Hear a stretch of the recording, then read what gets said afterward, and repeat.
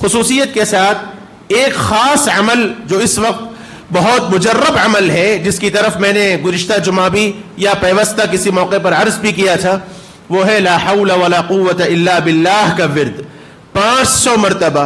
حضرت تھانوی رحمت اللہ علیہ کے زمانے میں ایک بل پاس کیا گیا تھا جو مسلمانوں کے بالکل خلاف تھا، اور اس موقع پر بہت سخت ہنگامے ہوئے، فسادات تک ہو گئے، اور بہت احتجاج بھی کیا گیا اور جلد سے جلوس کیے گئے۔ حضرت تھانوی رحمت اللہ علیہ نے اس موقع پر اپنے سالکین کو فرمایا تھا کہ اس سے کچھ ہونے والا نہیں ہے، اللہ کی طرف رجوع کرو اور روزانہ میں معمولات کے اعتبار سے 500 مرتبہ لا حول ولا قوت الا باللہ کا عمل اپناؤ۔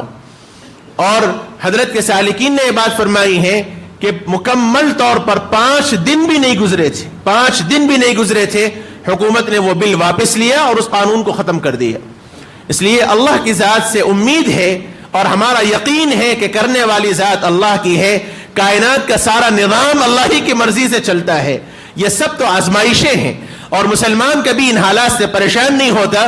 جیسے بتایا گیا کہ ہم اس وقت سوئے ہوئے ہیں، ہمیں جاگنے کی ضرورت ہے، اس لیے جاگنا چاہیے، اللہ سے استغفار کرنا چاہیے۔ ہم میں کا ہر ساتھی طے کر لے کہ جب تک اللہ تعالیٰ لوگوں کے دلوں کو پلٹیں گے اس وقت تک ہم اللہ سے استغفار کرتے رہیں گے۔ سچے پکے انداز سے اللہ کی طرف رجوع کیجئے۔ لا حول ولا قوت الا باللہ ہمارا ایمان ہے، ہمارا اعتقاد ہے، ہمارا یقین ہے کہ کوئی طاقت نہیں ہے۔ اعمال میں عمل کرنے کی طاقت دینے والی ذات بھی اللہ کی ہے، اور حالات کو بدلنے والی ذات بھی اللہ کی ہے۔ لا حول کا مطلب یہ ہے کہ حالات کو بدلنے والے، پلٹنے والے کوئی نہیں ہے سوائے اللہ کے، اور اعمال کو کرنے کی طاقت دینے والی ذات اللہ ہی کی ہے۔ یہ ہمارا اعتقاد ہے، اس لیے یہ پیغام کو پہنچائیں، جہاں جہاں تک ہو سکے پہنچائیں، خود بھی عمل کریں، اپنے گھروں میں بھی پابندی کریں، روزانہ 500 مرتبہ، ایک ساتھ ہی ضروری نہیں، ہر نماز کے بعد 100 مرتبہ کم از کم اہتمام کر لیں۔ 500 مرتبہ 5 نمازوں میں 500 مرتبہ لا حول ولا قوت الا باللہ کا ورد رکھا جائے۔